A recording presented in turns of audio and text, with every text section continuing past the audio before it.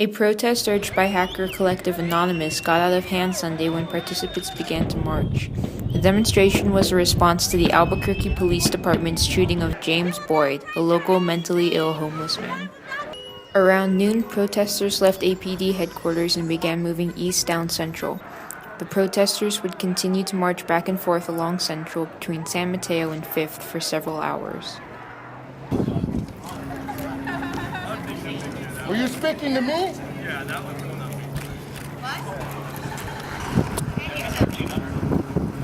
What? All right, well, correctly, I ask everybody as well, you are not going to win, and if you want 3 meals and a cot, that's what you're going to get. If you're looking for death, this is the wrong way.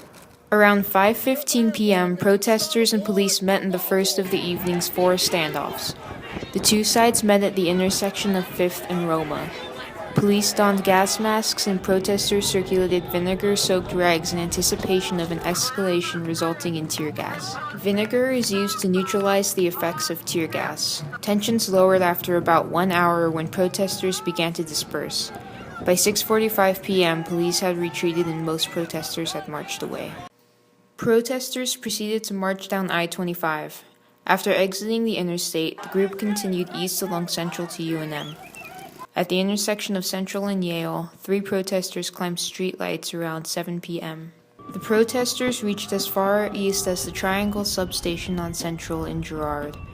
About 20 protesters climbed on top of the building, while another wrote FTP and an A in red spray paint on the station.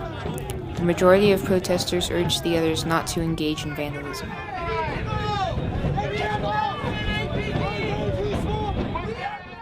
At 8:15 p.m., the march turned back and headed west down Central before meeting police. The two groups engaged in the evening's second standoff as police blocked Central near Vassar.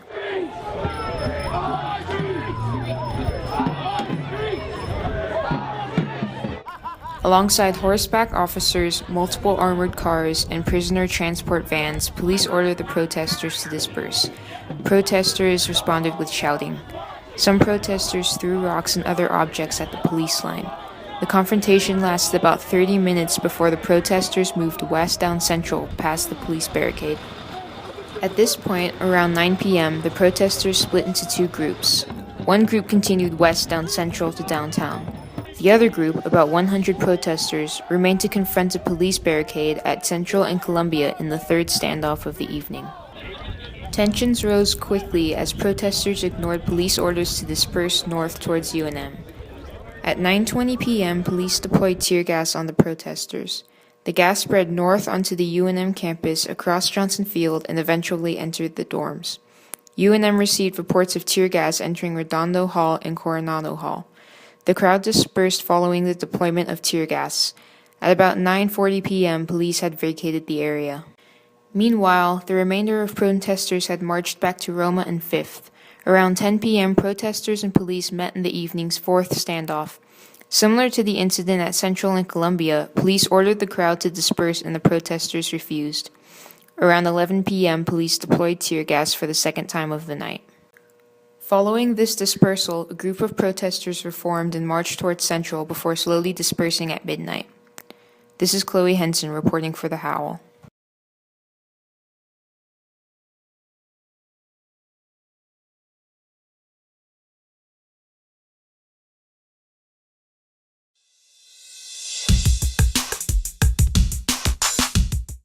A UNM football player was arrested Monday, April 21st on sexual assault charges. Crusoe Gongbe, a 20-year-old junior, turned himself into UNM PD Monday evening at 5 p.m.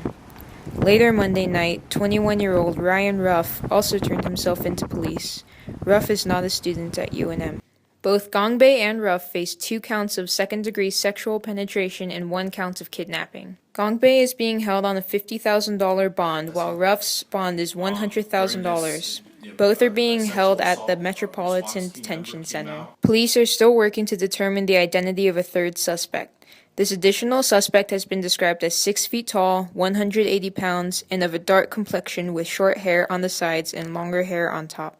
Investigators say that on Sunday, April 13th, just before 3 a.m., a female student came home to her room in Casas del Rio and told her community assistant that she was the victim of a sexual assault. The CA then contacted UNMPD. The victim was then transported to the Sexual Assault Nurse Examiner Unit, where evidence was collected and sent to the State Crime Lab for processing. Investigators met with the District Attorney's Office and obtained arrest warrants for Gongbei and Ruff hours before they were arrested Monday. Gongbei's sexual penetration incident happened just after the anniversary of sexual assault incidents that occurred on campus during the spring semester of 2013. The first was January 27th, when 2 men allegedly sexually battered a female student at Johnson Field under her clothes. The second assault happened February 4th, when a man allegedly sexually battered a female student over her clothes near Casterter Hall. Another sexual assault incident happened in the Sigma Alpha Epsilon fraternity on April 1st, when a woman who attended a party at the SAE house brought allegations of sexual assault against a member of the fraternity. The fraternity was suspended 3 days later, and after almost 2 months of investigation, the university disbanded SAE in late May. According to research from UNM's Women's Resource Center, 1 in 6 women and 1 in 10 men will be sexually assaulted in their lifetimes at UNM. UNM head football coach Bob Davey said in a statement that the team has suspended Gongbei indefinitely. UNMPD has asked that anyone with information on this incident call 505-277-2241 or use the anonymous tip line on the UNMPD website.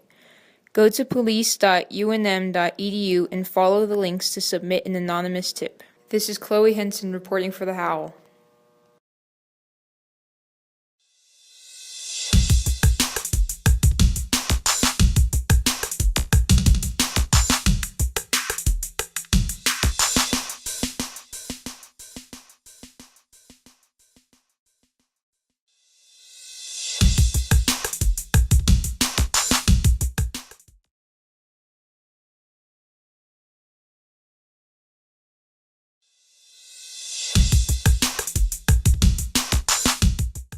On Tuesday, University Police charged Saquon Edwards, a 21-year-old senior UNM football player, with 2 counts of second-degree criminal sexual penetration and 1 count of kidnapping. Edwards turned himself into police Tuesday evening. The arrest was made in connection to a reported sexual assault on April 13th. A second UNM football player, Crusoe Gongbei, and former UNM student Ryan Ruff faced the same charges after their arrests last week. Edwards is the 3rd suspect in the ongoing case and is currently being held with no set bond. UNMPD Lieutenant Tim Stump said Gongbei and Ruff have been released on bond. This is Chloe Henson reporting for the Howl.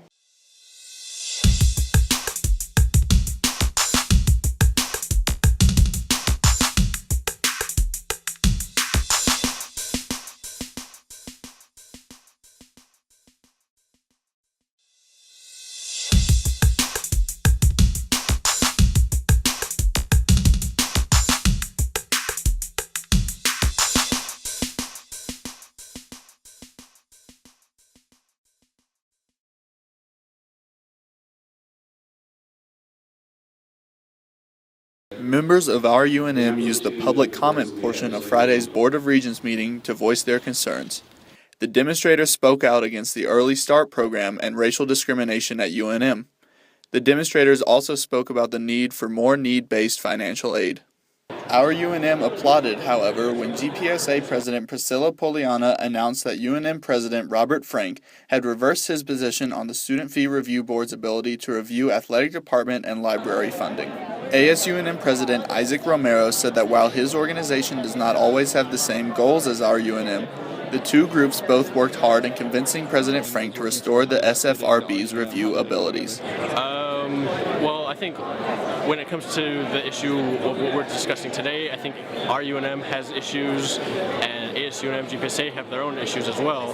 The one that has been coming together collaboratively was this issue of the removal of student voice on the Student Fee Review Board, which has been corrected temporarily for the next couple of years, at least now.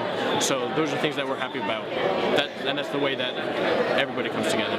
This is Michael Warren reporting for the Howl.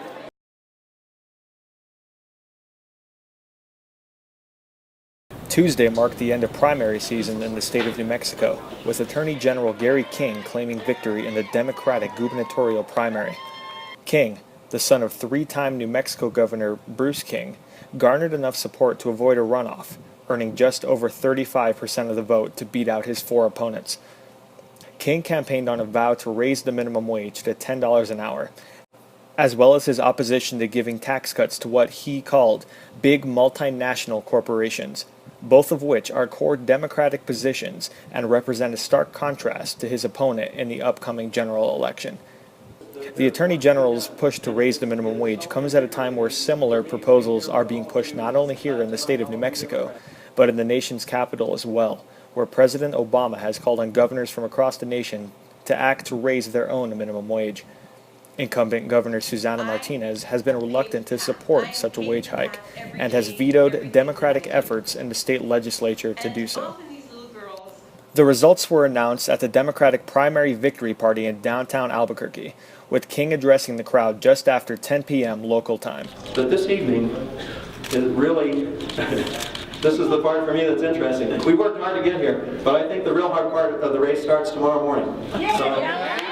The stage is now set for the general election this November, where King will face off against incumbent Republican Governor Susana Martinez, who has enjoyed a favorable approval rating in New Mexico during her first term. This is Nick Salazar reporting for the Howl.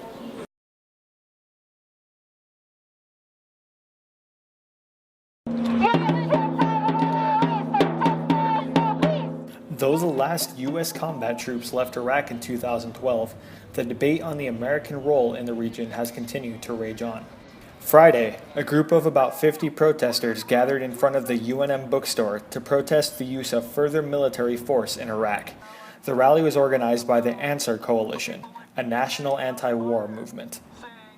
The demonstration came after President Obama's announcement that up to 300 military advisors would be sent to Iraq to assist with intelligence gathering. Critics worry that this move will lead to a greater military operation. The situation in Iraq has deteriorated in recent weeks since the advancement of an Islamic militant group. ISIS, or the Islamic State of Iraq, is a more extreme offshoot of al-Qaeda.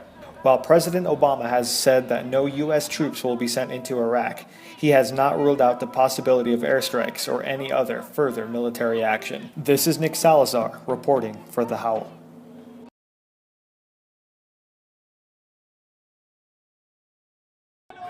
The public's relationship with the Albuquerque Police Department has been a turbulent one in recent months, largely due to the officer-involved shooting that led to the death of James Boyd, a homeless man from the Duke City area. On Saturday, hundreds gathered to protest against the department's alarming rate of fatal officer-involved shootings and aimed to keep the movement peaceful.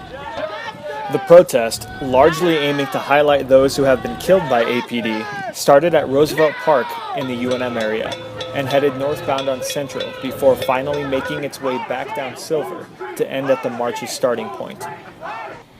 The protest came after the Albuquerque City Council delayed a decision on how to best address the problems at the department as the city awaits the recommendations from the Department of Justice, following a scathing report that found multiple instances where excessive force was used.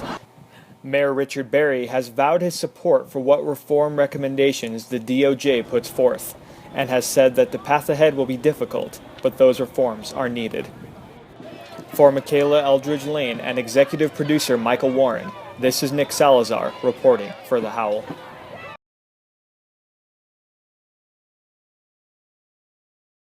On Wednesday, UNM releases annual security and fire safety report. The report, which is produced in compliance with the Federal Clery Act, provides crime and fire statistics for 2013 as well as 2012 and 2011.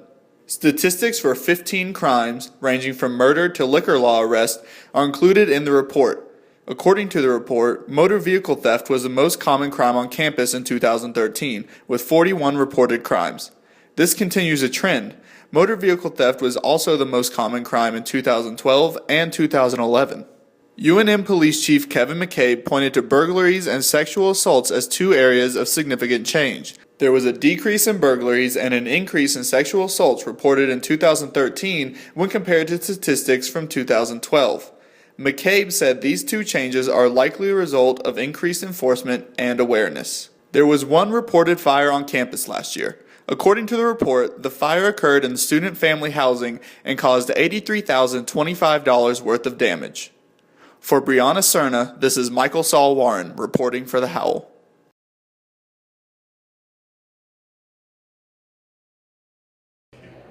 On behalf of Congregation Albert Brotherhood, welcome to our candidate debate. With Governor Susana Martinez absent, Attorney General Gary King had the floor to himself at Congregation Albert on Sunday morning. Martinez formally declined an invitation to debate King at the Jewish Temple earlier this year. According to the Brotherhood Albert president Jeffrey Paul, the temple has hosted the debate for at least 60 years. 60 years, give or take. We've been doing them, I know Bruce King, before Bruce King was governor. Without his opponent, King pressed on.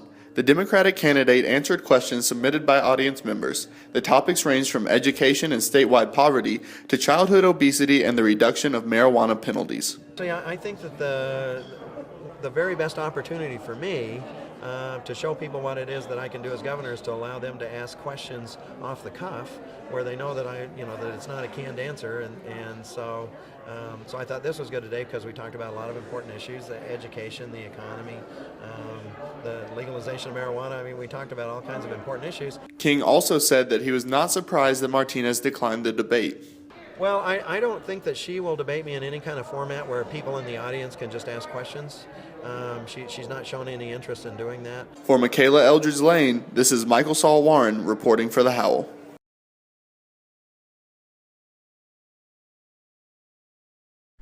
A female student was groped on campus earlier this afternoon. The incident occurred around 1 p.m. in our lot near Oñate Hall and Coronado Hall. The victim said that she was walking through the parking lot when a man grabbed her around the waist and touched her in the crotch area. Lieutenant Larry Bitsoy of UNM-PD said that officers were quickly dispatched and the suspect was taken into custody shortly after. I would say within maybe 40 minutes later, with a very good description that the female victim gave us, we were able to locate that subject and take him into custody. Bitsoy, who was the officer that apprehended the suspect, also said that the suspect was not believed to be a UNM student. UNM-PD is asking anybody who may have witnessed this incident to contact them by phone at 505-277-2241 or online at police.unm.edu. For Brianna Cerna, this is Michael Saul Warren reporting for the Howl.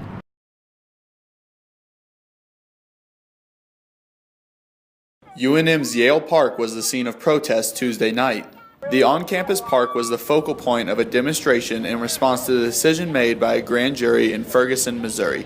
The decision, which was announced Monday night, stated that Ferguson police officer Darren Wilson would not be indicted in the shooting of teenager Michael Brown. Demonstrators gathered at Central and San Mateo at 6 p.m. After about 45 minutes, the group started moving west down Central towards Nob Hill and UNM. The group stopped on campus at Yale Park on Central and Harvard. For about 20 minutes, the demonstrators blocked traffic and chanted against the police use of excessive force against minorities. Tension spiked when a small truck tried to drive through the demonstrators. Another escalation came later as a bystander attempted to stop the burning of an American flag. The demonstration at Yale Park ended with 4.5 minutes of silence and sitting in the streets. Demonstrators said that the silence represented the 4.5 hours that Brown's body was left in the street after he was shot.